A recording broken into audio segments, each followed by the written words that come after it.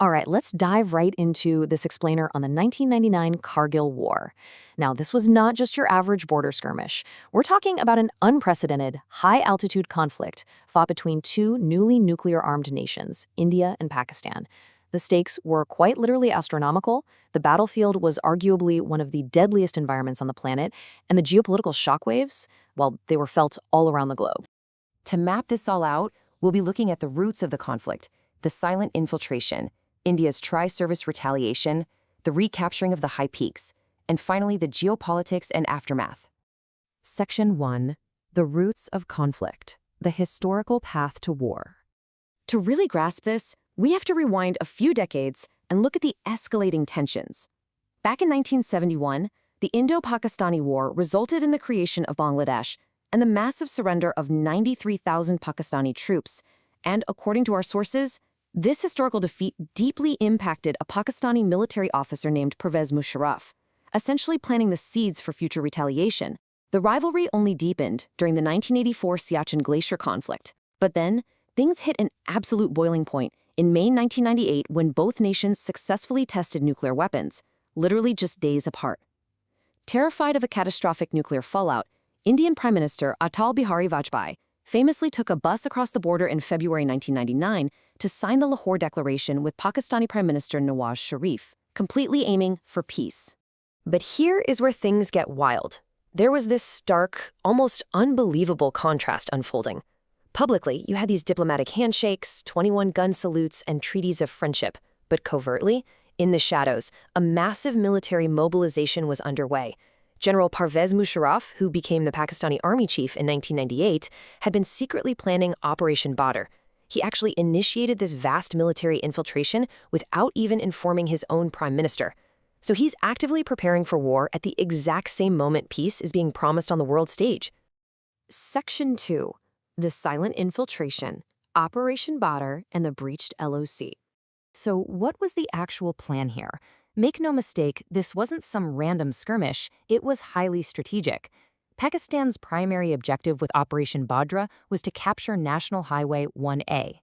If they could take that highway, they'd effectively sever the Indian Army's absolutely vital supply chains to the Siachen Glacier. The broader, grand strategy was to weaken India's grip on the region, mirror the loss of Bangladesh by forcing India to lose Ladakh, and ultimately corner them into negotiating the Kashmir dispute from a position of weakness. Now, you'd think a massive, covert military infiltration would be spotted by, a high-tech satellite, right? Nope. It was actually discovered by a local shepherd named Tashi. He was just out looking for his lost yak in the Bottleck sector. When he peered through his binoculars, expecting to see his yak, he instead saw armed men in traditional Pathani suits actively breaking stones and constructing military bunkers, way up in the high mountains. He immediately ran down and alerted the nearest Indian Army post. At first, Indian forces figured, okay, these are probably just local militants. But on May 5th, an Indian ammunition dump was destroyed, and they started observing highly specific military tactics. That's when the chilling reality set in. By May 10th, the Indian military realized, oh wow, these are regular Pakistani army troops. And the scale? It was mind-blowing. The infiltrators had breached a staggering 150 kilometers of the line of control, occupying multiple strategic mountain peaks, and completely shattering the 1971 Shimla Agreement. Moving to Section 3. Tri-Service Retaliation Strategy, India's multi-domain response. India didn't just push back locally. They responded with a massive, coordinated tri-service approach. The Army launched Operation Vijay to physically climb up and recapture those peaks. The Air Force kicked off Operation Safed Saga to drop critical aerial strikes, and the Navy initiated Operation Talwar. This meant immense, crushing pressure was being applied simultaneously, not just on those treacherous mountains, but from the sky and the sea as well. Let's look a bit closer at the Air Force's role, because it's fascinating.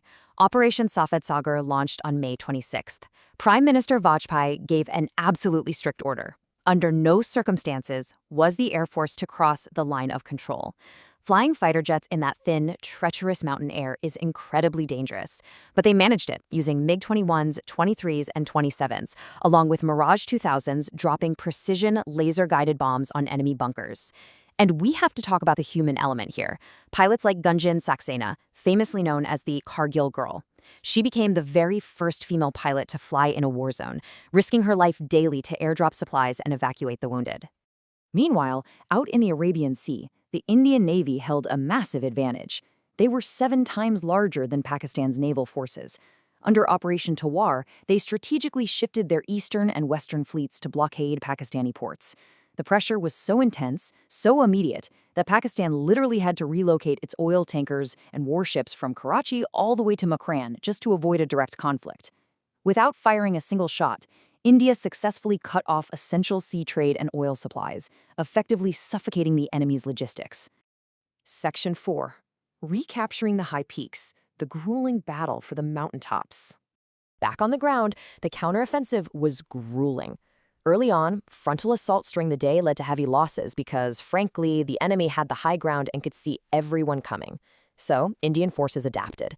They shifted entirely to nighttime assaults. Capturing each of these major peaks, Tulaling, .5140, Tiger Hill, and .4875 came with heavy casualties. But with every single summit secured, they steadily, methodically turned the tide of the war. We literally cannot overstate how brutal this environment was. We are talking about fighting at altitudes of 16,000 to 17,000 feet. The temperatures were sub-zero, freezing. There's a severe lack of oxygen up there that causes intense altitude sickness. To avoid getting shot from above, soldiers had to make 12 to 13 hours steep vertical climbs in the pitch black of night. And weight was everything. Soldiers had to make the impossible choice between carrying extra ammunition so they could actually fight or carrying 2 kilos of rations so they could survive. The battle for .5140 was a huge milestone. Lieutenant Vikram Batra, who went by the codename Sher Shah, led his unit in a fierce hand-to-hand combat victory, neutralizing 4 enemy soldiers himself. After capturing the peak on June 20th, he radioed his now iconic victory signal, Yed Dil Mange More, which translates to, "This heart desires more." He became an absolute symbol of the fearless, relentless spirit of the troops. Tragically, Captain Batra would later lose his life while rescuing a fellow soldier during the capture of .4875.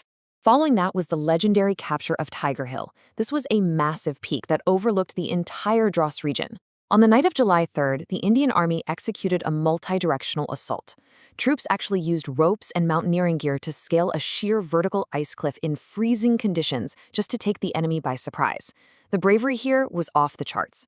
Take 19-year-old Yogendra Singh Yadav. Despite being shot multiple times by enemy machine guns, he just kept climbing, throwing grenades and neutralizing bunkers to clear the path for his unit. Absolutely incredible. Section 5. Geopolitics and the aftermath. International pressure and final withdrawal. So, while the peaks were falling back into Indian hands, the diplomatic scene was blowing up. By July, Pakistan's situation was deteriorating rapidly. On July 4th, Pakistani Prime Minister Nawaz Sharif flew to the U.S. to literally plead with President Bill Clinton for a ceasefire and intervention. But the U.S. response was icy. President Clinton flatly refused to take Pakistan's side. Instead, he publicly reprimanded them and demanded that Pakistan immediately pull its troops back from the line of control. Almost overnight, Pakistan found itself completely isolated internationally. Now, why was the whole world suddenly paying such close attention? Well, CIA intelligence had reportedly detected the movement of Pakistan's nuclear weapons. Yeah, the threat of a conventional, high-altitude mountain war suddenly spiraling into a full-blown nuclear exchange absolutely terrified the global community, and it brought the diplomatic hammer down hard on the conflict. So what was the fallout of all this? Bowing to military defeat and intense global pressure, Pakistani troops finally retreated. The war officially ended on July 26, 1999, a date India now honors as Kargil Vijay Divas. In Pakistan, the political landscape shattered. Facing this defeat, General Pervez Musharraf actually suspended the constitution and staged a military coup in October, overthrowing Prime Minister Sharif. On the Indian side, the border was restored, but at the tragic cost of hundreds of lives. For their unparalleled bravery, 6 Indian soldiers were awarded the Paramveer Chakra, which is the nation's highest gallantry award. We've seen how quickly a secret infiltration almost triggered a nuclear catastrophe. So I'll leave you with this thought. In an age where nations hold the power to destroy the world, can any border skirmish, even one fought in the remote, freezing peaks of the Himalayas, ever truly be considered localized? Thanks for exploring this explainer with me. Keep analyzing, keep questioning, and keep learning.